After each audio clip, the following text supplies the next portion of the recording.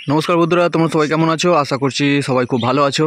আজকের আবার একটা নতুন ভিডিও নিয়ে তোমাদের কাছে চলে এলাম।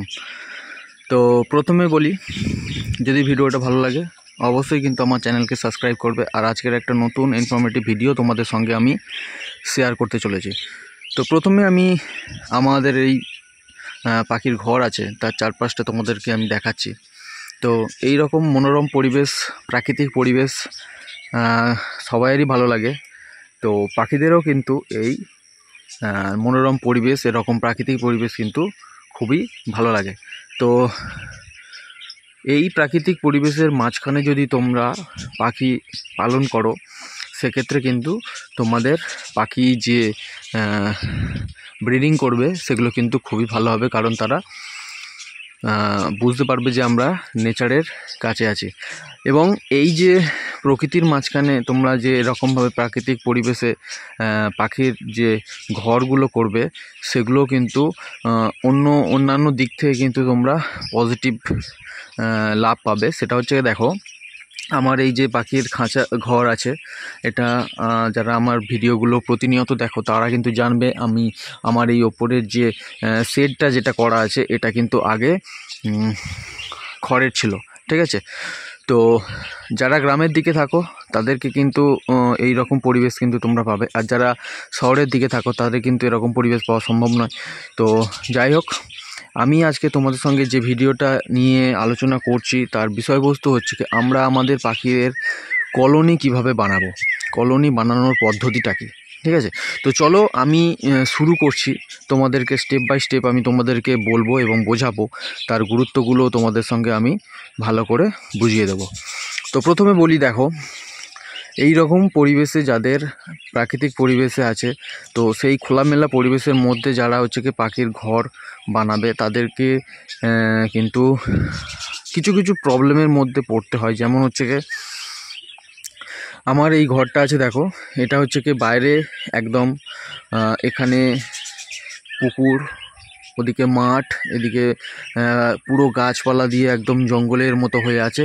তারপর এখানে আছে, তো এখানে যে সমস্যা যেটা হয় সেটা হচ্ছে কি, অন্যান্য যে শিকারি যে পাখিগুলো থাকে, যেমন চিল, বাজ, এইগুলো যেমন হচ্ছে কি ডিস্টার্ব করতে পারে, সেরকম বাইরে থাকার কারণে এখানে যে সাপ যেগুলো হয়, জলঢোড়া সাপ বা র্যাট স্নেক বা অন্যান্য যে বিষধর যে সাপগুলো হয়, সেগুলোও কিন্তু একটা সমস্যা সৃষ্টি করতে পারে। তারা কিন্তু এই পাখির খাঁচার মধ্যে কিন্তু ঢুকে যেতে পারে।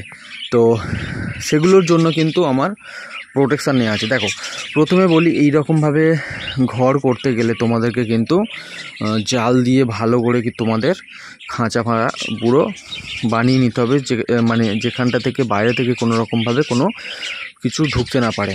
তো যে জালটা ইউজ করেছি, দেখো সেই জালটা অনেকটা ছোট ফাঁক, মানে একটা আঙুল মানে গলবে না, ঠিক আছে, একটা আঙুল গলবে না। তো এছাড়াও এইখানে দেখো যে সবুজ রঙের যে প্লাস্টিকের নেট, সেটাও কিন্তু আমি ইউজ করেছি।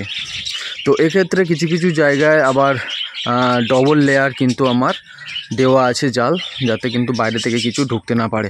এবং তার থেকেও বড় কথা, আমার কিন্তু এখানে দেখো কার্বলিক অ্যাসিড হচ্ছে গিয়ে দেওয়া আছে, ঠিক আছে। তো এই কার্বলিক অ্যাসিডটা হচ্ছে কি এই যাতে সাপ এখানে আসতে না পারে, তার জন্য করা। তো এবারে তোমাদেরকে বলি, এই যে উপরের যে এই সেটটা আছে, এই সেটটা কিন্তু সবথেকে ভালো হয় যদি খড়ের করা হয়। কারণ এর আগে যখন আমার খড়ের চাল ছিল, সেই জায়গায় কিন্তু আমি একটা জিনিস কিন্তু খুবই ভালোভাবে খেয়াল করেছিলাম, সেটা হচ্ছে কি গরমের সময় কিন্তু ভিতরটা ঠান্ডা এবং ঠান্ডার সময় ভিতরটা গরম, যেহেতু খড় ইনসুলেটরের হিসাবে কাজ করে।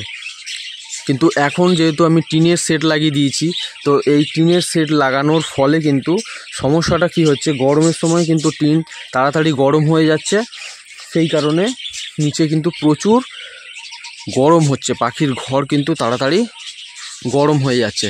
তো সেক্ষেত্রে যারা গ্রামের দিকে আছো তাদের কিন্তু এই সুবিধাটা আছে। তারা যদি চেষ্টা করে যে আমরা খড় দিয়ে ঘরের চালটা বানাবো, তাহলে কিন্তু খুবই ভালো হয়। তো এক্ষেত্রে আমি কি করেছি, এক্ষেত্রে এই শেড লাগিয়েছি, তার নিচে কিন্তু আমার খড় দিয়ে আমার হচ্ছে কি বিছানো আছে, যাতে গরমটা ডাইরেক্ট নিচে না আসতে পারে। এবং তাছাড়াও তোমরা দেখো এই চারিপাশটা আমার হচ্ছে কি পুরো ফাঁকা, পুরো শুধু জাল দেওয়া আছে, এখান থেকে হাওয়া ঢুকতে পারে। তো তোমরা যারা এরকমভাবে বাইরে কলোনির জন্য ঘর বানাবে, তারা কিন্তু এই রকমভাবে চেষ্টা করবে যাতে ফাঁকা জায়গা কিন্তু বেশি থাকে, হাওয়া চলাচল বেশি করতে পারে। তাহলে কি হবে, তাহলে তোমাদের পাখিদের ঘরের ভিতরে গরম ভাবটা যেটা হবে সেটা কিন্তু হাওয়া চলাচলের মাধ্যমে কিন্তু বেরিয়ে যাবে, সমস্যা হবে না। আর পাখির ঘরের ভিতরে পাখি যে পটি করে তার যে দুর্গন্ধ থাকে, সেই দুর্গন্ধটা কিন্তু বেরিয়ে যাবে, ঠিক আছে। তো আরেকটা জিনিস খেয়াল করো যে আমি যেটা বললাম যে মেন যে শত্রু পাখিদের যেটা সমস্যার সম্মুখীন আমরা হই, সেটা হচ্ছে কি সাপ আর ইঁদুর, আর একটা যেটা চিলবাজ। তো চিলবাজের জন্য আমি এটা করে দিয়েছি, সেটা দিয়ে কোনো সমস্যা হয় না। সাপের জন্য আমার কার্বলিক অ্যাসিড আছে এবং ছোট ফাঁসের জাল আছে। এবার হচ্ছে কি ইঁদুর, তো ইঁদুরের জন্য আমি ভেতরটা ভালো করে কংক্রিটের হচ্ছে কি মেঝে করে দিয়েছি, যাতে ইঁদুর গর্ত করে না আসতে পারে। তো ভিতরে তোমাদেরকে আমি নিয়ে গিয়ে আমি তোমাদেরকে দেখাবো। তো ওই জন্য বলছি বন্ধুরা, তোমরা যারা খাঁচা তৈরি করবে ভাবছো বা করেছো, যাদের এই রকম সিচুয়েশানে আছে, তো তারা কিন্তু এই প্রসেসগুলো কিন্তু ভালো করে অ্যাপ্লাই করবে। তো চলো এবারে আমি তোমাদেরকে খাঁচার ভেতরে নিয়ে যাচ্ছি, নিয়ে গিয়ে আমি তোমাদেরকে দেখাচ্ছি। তো বন্ধুরা, আমি হচ্ছে কি খাঁচার ভিতরে চলে এসেছি।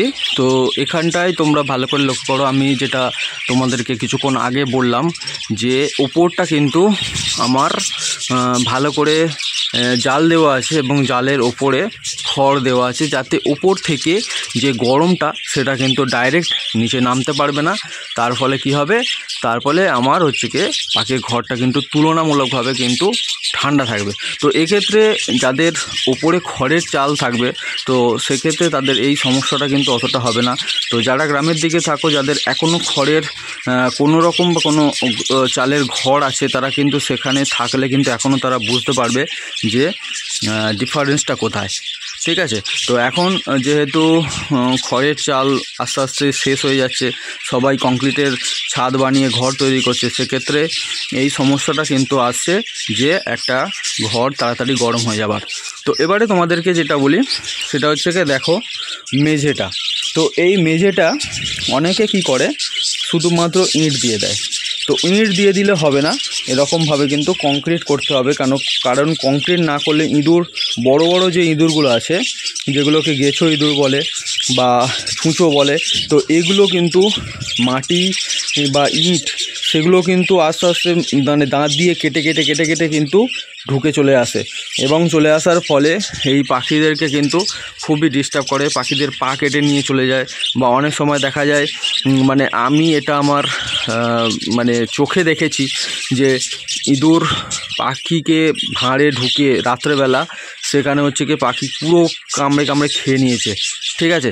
কারণ কি, রাত্রেবেলা পাখি হচ্ছে কি চোখে দেখতে পায় না। তো সেক্ষেত্রে পাখিকে যদি রাত্রেবেলা এসে ভাঁড়ের ভেতরে হয়তো কোনো পাখি ব্রিডিং করেছে, সে ডিম পেড়েছে, সেখানে ডিমে তা দিচ্ছে, তো রাত্রেবেলা এই সময় ভাঁড়ে ঢুকে কামড়ে পুরো খেয়ে নেয়। ইঁদুর হচ্ছে কি রাত্রেবেলা দেখতে পায়, তারা চলাচল করতে পারে, সমস্যা হয় কেন। তো এই ক্ষেত্রে তোমাদেরকে কী করতে হবে, তোমাকে এই রকমভাবে কিন্তু বালি সিমেন্ট পাথর দিয়ে কিন্তু কংক্রিট করে দিতে হবে, ঠিক আছে, আমার যেরকমভাবে করা আছে। এছাড়া আরেকটা জিনিস তোমাদেরকে ভালো করে দেখাই, সেটা হচ্ছে কি তোমরা যে জালটা ইউজ করছো, সেই জালটা যখন এইদিকে নিচ পর্যন্ত নিয়ে আসছো, এক্ষেত্রে সেখানটায় তোমরা কংক্রিট করে দেবে, ঠিক আছে। এই ধারগুলো পুরো কংক্রিট করে দেবে, যাতে একদম পুরো সেটিং থাকে। এখান থেকে কোনোভাবে পাখি বাইরে যেতে পারবে না, বা বাইরে থেকে কিছু যেন না আসতে পারে। তো এটা হচ্ছে কি তোমাদের ভিতর এবং বাইরে কিভাবে তোমরা সেটিং করবে। এবারে দেখো, এবারে তোমাদের বলি কলোনির হাইটটা কিন্তু সবসময় চেষ্টা করবে আমরা যে দাঁড়িয়ে আছি সেই হাইটের করা। এক্ষেত্রে তোমাদের সুবিধে কী হবে, পাখি ধরতে এবং সেখানটায় পাখিকে ভাঁড় লাগাতে এইরকমভাবে কিছু কিছু জিনিস করতে কিন্তু সুবিধা হবে। তো এটা যদি অনেকটা নিচু হয় তাহলে তোমাদের কি হবে, তোমরা পাখির ঘরের ভিতরে ঢুকে দাঁড়াতে পারবে না। তো সেক্ষেত্রে পাখি ধরা বা পাখির যে ভাঁড়গুলো লাগানো সেগুলো কিন্তু ঠিকঠাকভাবে লাগাতে পারবে না। আরেকটা জিনিস, যখনই তোমরা কলোনি করছো, সেই কলোনির ভেতরে যখন তোমরা ভাঁড় লাগাবে, তো ভাঁড়ের অ্যারেঞ্জমেন্টটা এমনভাবে করবে যাতে 1 ফুট বাই 1 ফুট তোমাদের ভাঁড়ের দূরত্ব থাকে লাগানোর সময়, পাশাপাশি 1 ফুট এবং ওপর নিচে 1 ফুট। এবং যে তোমরা ভাঁড়গুলো যেগুলো লাগাবে সেই ভাঁড়গুলো কিন্তু অবশ্যই ওপরের দিকে লাগাবে খাঁচার, কারণ পাখি নিচের দিকে কিন্তু ভাঁড় পছন্দ করে না, তারা সবসময় খাঁচার ওপরের দিকে যে ভাঁড়গুলো থাকে সেইগুলো কিন্তু তারা পছন্দ করে। ঠিক আছে, তো এই রকমভাবে কিন্তু তোমাদের কলোনিটা কিন্তু সেট করতে হবে। এবারে তোমরা যদি আলাদাভাবে সেপারেট কেজ করতে চাও, এক জোড়া বা একটা খাঁচায় 2 জোড়া, সেক্ষেত্রে কিন্তু আলাদা রকমের প্রসেস। তো তোমরা যদি সেই রকমভাবে সেপারেট কেজ করতে চাও তো কীভাবে করবে সেটা যদি জানতে চাও তো অবশ্যই কমেন্ট করে জানাও, আমি সেই রকমভাবে ভিডিও অবশ্যই তোমাদের জন্য বানাবো। আর আজকের এই ভিডিওটা যদি ভালো লাগে অবশ্যই একটা লাইক করবে এবং যারা নতুন আছো তারা চ্যানেলকে সাবস্ক্রাইব করবে। তো ঠিক আছে বন্ধুরা, আজকের এইটুকু। যদি ভালো লাগে আবারও বলছি, আমার এই চ্যানেলকে তোমরা সাবস্ক্রাইব করো। তো ঠিক আছে বন্ধুরা, আজকের এইটুকু। নেক্সট ভিডিওতে আবার তোমাদের সাথে দেখা হবে।